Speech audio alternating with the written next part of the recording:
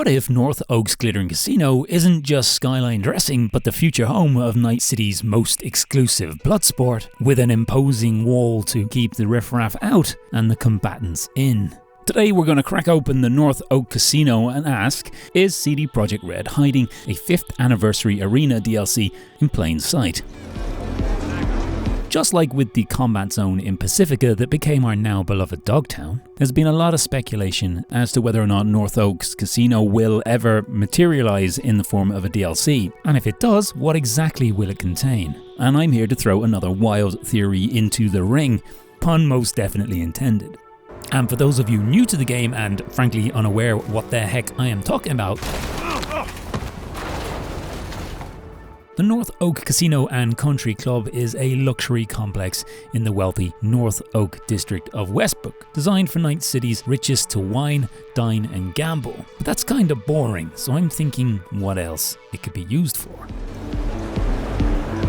In the base game, it's inaccessible. You can see it from afar, but you can't get close to it or enter it without mods. Anytime you do, the game bounces you back. It's a no-go area. Many have theorized about whether or not it was cut content, something meant for the future, or whether it's simply set dressing. But me, I'm, well, forever the optimist. So, something that's been running through my mind of late is, could North Oak Casino turn out to be where the 1% of the city go to forget the city exists? Not just wine, dine and gamble. At least, not in the normal sense.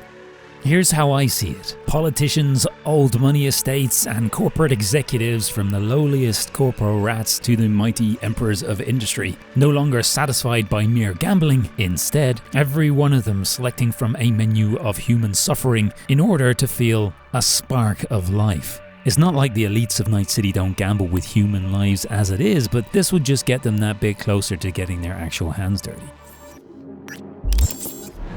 One of the most predominant features of this casino, if not the actual building itself, which is stunning, is the surrounding greenery and the big panoramic window. And if we move out again to the tree line, we have a massive, virtually impenetrable wall to anyone trying to get in from the outside.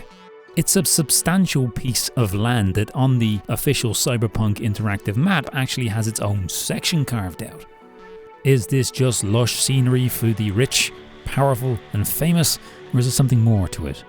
It's been there since the start of the game for all to see, with a blocked off access tunnel that's either a tease or a promise. And what I'm proposing is not only plausible, it's also a really clever way to extend the end life of the game until the sequel comes out. So what am I actually talking about? That big sterile wall. When compared to other locations where the rich want to keep the poor out, that monolithic wall is something on the extreme end. Something that would make the border wall that we passed through in the Nomad beginning look like a white picket fence. To me, that reads like nothing other than containment. So think along the lines of the Colosseum in ancient Rome, where gladiators did battle, or maybe more appropriately, the Running Man or Hunger Games. Spectacles sanitized for the elite, where mercs and solos put their lives on the line in order to reach the major leagues. So what if this glistening casino is the palace, and the grounds are the pit, the arena of battle? Highly guarded, safe suites upstairs with their panoramic views and live stream feeds of the carnage unfolding at a safe distance many stories below them. Maybe even hooked up to live stream BDs, experiencing all the emotions that they would never be subjected to in their day-to-day lives.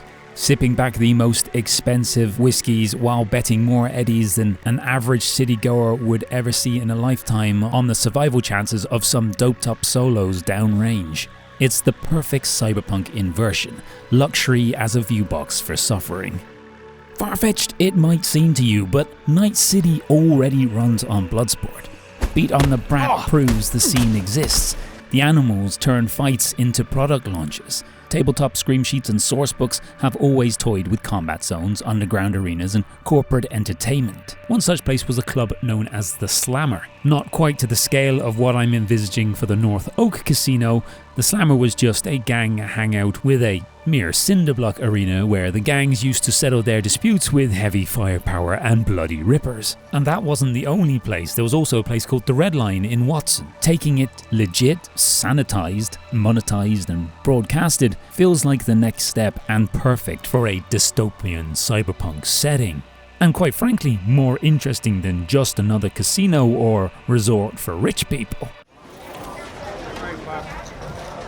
So while I think every YouTuber like myself is probably in agreement that this is the most likely cut content to make a reappearance in the form of DLC, if there were in fact to be some, the question remains, how's it going to be utilized? Interestingly, the fact that Virtuous has a listing for a senior writer that outlines creating quests for upcoming DLC releases all but kind of cements this as a given that there will be. And not only that, it kind of heavily hints as to what it's going to be. For me, the luxury casino and resort for rich people is the facade for the Hunger Games and blood sports behind a massive wall. Or maybe the wall is just to keep out riffraff, but that would be very boring for Night City.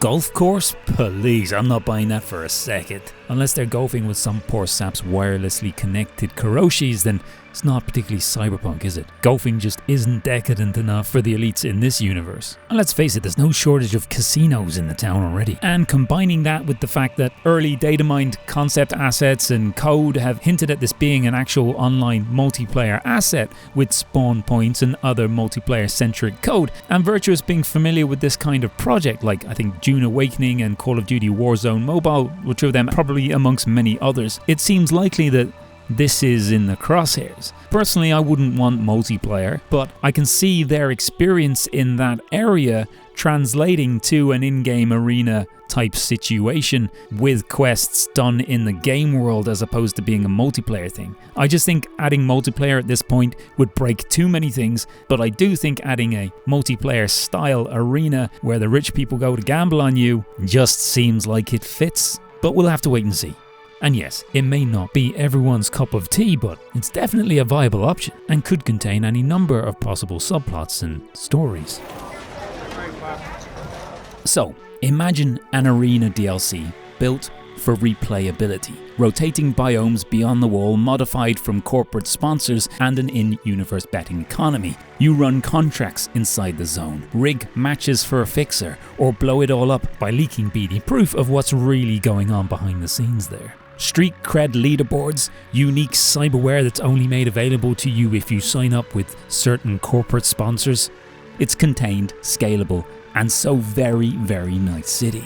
And why now? Well, whilst yes, this is just me fantasizing and speculating, this will be a pretty epic DLC. And the 5-year mark is veritable catnip for a commemorative drop.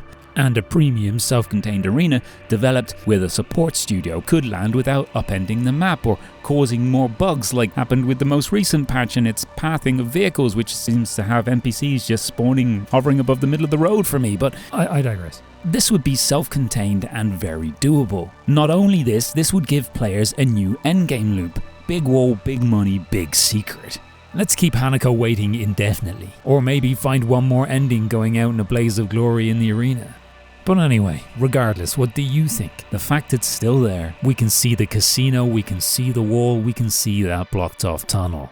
When will it open? Will it ever open? And I'm out. If you enjoyed this video, I think you'd like this video if you haven't watched it as well. Some more mad predictions for myself.